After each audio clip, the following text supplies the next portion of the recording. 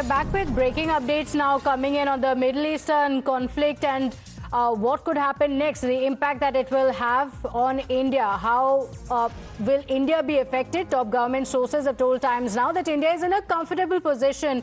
So let's get you details of India's oil reserves. My colleague Pragya is getting us the details. And Pragya, the biggest concern had been on the Middle Eastern conflict, how it's going to impact India. What are you picking up from government sources on how this could impact India? Well, government believes that they have enough of holding as far as crude oil is concerned. 25 days, including 4 of the major companies, including BPCL, HPCL. Government is saying 25 days of holding as far as crude oil is concerned and 25 days of holding of products like petrol and diesel.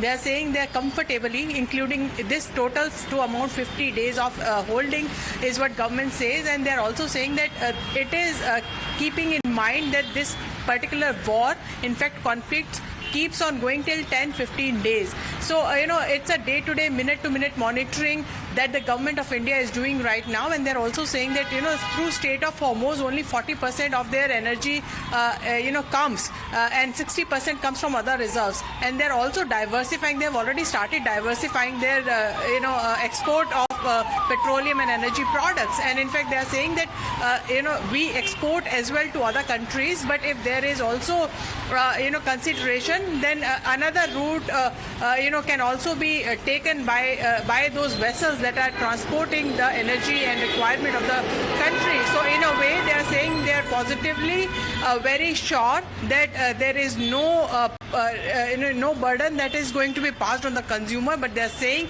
that at least 50 days of energy stock has been in the holding as far as this particular situation is concerned. And, there should be no reason to panic and also no reason to hoard as well. Okay, all right, Pragya, thank you for getting us all those details and thanking our guests as well for joining us this evening. Slipping into a short break, we'll be right back.